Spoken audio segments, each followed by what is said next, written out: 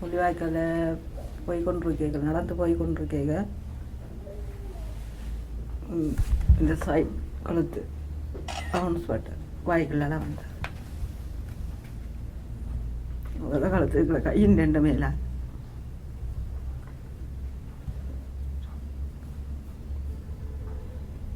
இந்த 2009 16 நடந்து 5 மாதம்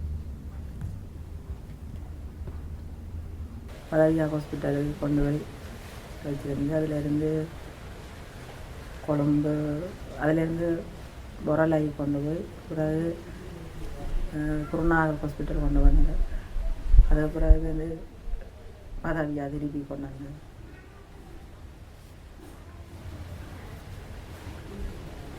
அதுக்கு பிறகு திருப்பி கண்டி கொண்டாங்க.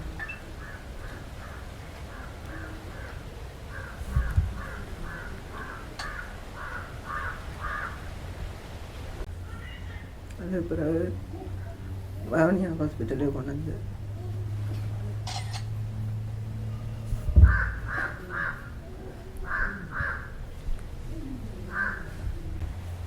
அதுக்கு பிறகு தான் நீங்கள் வீட்டுக்கார்ட்ட தொடர்பு கிடைச்சது.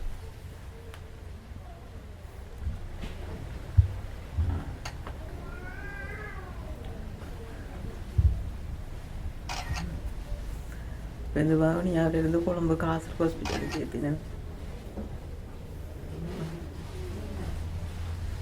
அதுக்கு பிறகு திருப்பி பொருளாக கொண்டு போனவே வயிற்றுல பாபா இருந்தது. அதான் சார் அதுக்காக காசர் ஹாஸ்பிட்டல் கொண்டு போனேன்.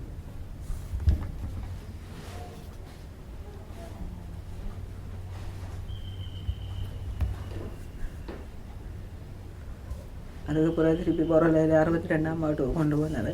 நரம்பு வச்சு ஜீரகம்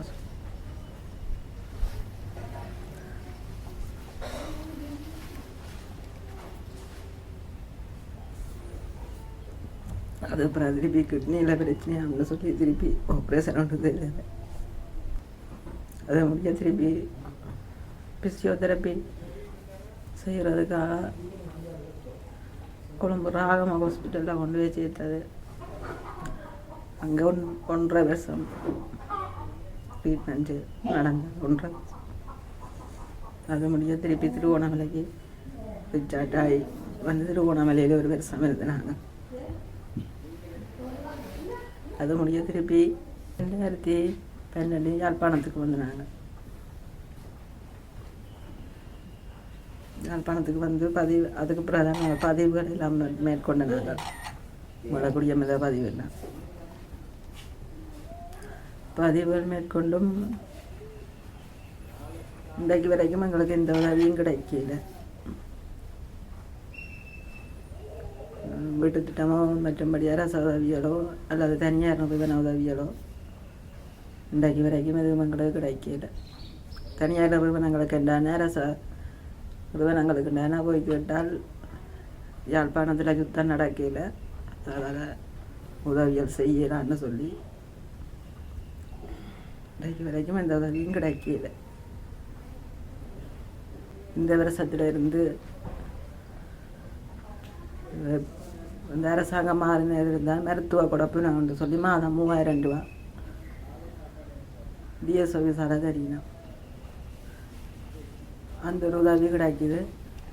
அதை விட சமுத்தி முத்திரையும் இந்த வருஷம் தான் தந்தது. படி வேறு ஒரு உதவிகளும் கிடைக்கல. எங்களை மாதிரி யாழ் மாவட்டத்தில் நிறைய பேர் இருக்கணும்.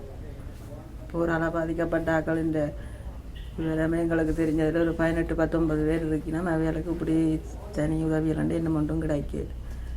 அது கூடுதலாக யாரை கேட்டாலும் யாழ்ப்பாணத்தில் இருக்கிறபடியால் இங்கே யுத்தம் நடக்கல என்றதுதான் பதில். எங்கே போனாலும் தொடர்ந்து பராமரிக்கிறதுக்கு வீட்டிலேயே ஆள் தேவை எனக்கு. அதில் அவர் வெளிவேலியல் ஒன்றுக்கும் போகிறதில்லை. வயரிங் வேலை செய்து வந்தவர் அது இப்போ வெளியால் போகலாத நிலைமையால் போகிறதில்ல. இப்போ தற்சமயம் தினக்குரலுக்கு நியூஸ் கொடுத்து கொண்டிருக்கிறார். போனாலும் முழு நேரமாக 2 வேலை செய்யலாம். காலம் எங்களை வேலை முடித்து மதியம் சாப்பாடு தாரக்கு திருப்பி வரணும், திருப்பி இரவுக்கு வரணும். அதனால் வெளி வேலைகளுக்கு ஒன்றும் போகையில், என்னை விட்டுட்டும் போகையில், அதனால் வேலைக்கு போகையில். இப்போ எங்களுக்கு அடிப்படையாக நாங்கள் இப்போ இருக்கிறதும் எங்களுக்கு சொந்த வீடு இல்லை. நாங்கள் எங்களுடைய அக்காடா வீட்டில் தான் ஒரு ரூமில் இருக்கிறோம். எங்களுக்கு காணி இருந்தும் அடிப்படை வசதி எதுவும் இல்லை, டொய்லெட் வசதி இல்லை, வீடு இல்லை.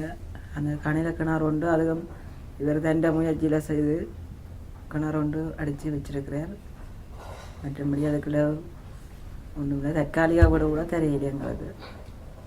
அவர் வேலை திட்டம் செய்கிறாண்டு வெளியால் போனாலும் ஏதாவது வீட்டோடு செய்யக்கூடிய மாதிரி வேலை திட்டங்கள் தான் செய்யலாம். மருத்துவ உதவிக்கு வெளியில் போகிறோன்னு சொன்னாலும் இங்கேருந்து ஹாஸ்பிட்டலுக்கு போகிறதுக்கு ஆட்டோவுக்கு போக 600 திருப்பி வேறு 600, 1200 கொடுப்போம். இப்போ எங்களுக்கு முதல்ல அவசியமாக அடிப்படை வசதிகளை டொய்லெட் இதோட வீடு உண்டு முதல் அவசரமாக எங்களுக்கு இப்போ தேவைப்படுது. தொடர்ந்து ஒரே வீட்டில் இப்போ இல்லாத ஒரே வீட்டில் இருக்கிறதுகள் வசதிகள் கஷ்டத்தால் இப்போ தனியாக போகணும். அதனால் இயன்ற உதவிகளை செய்யலண்டு எதிர்பார்க்குறோம். எங்களை மாதிரி இப்படி பாதிக்கப்பட்ட எங்கள் நிறைய பேர் இருக்கிறோம் வெளியில். இதுகள் தெரியாமல் உதவிகள் கிடைக்காமல். எங்களை மாதிரி அவிகளுக்கும் உதவிகளை நீங்கள் செய்ய வேணும்.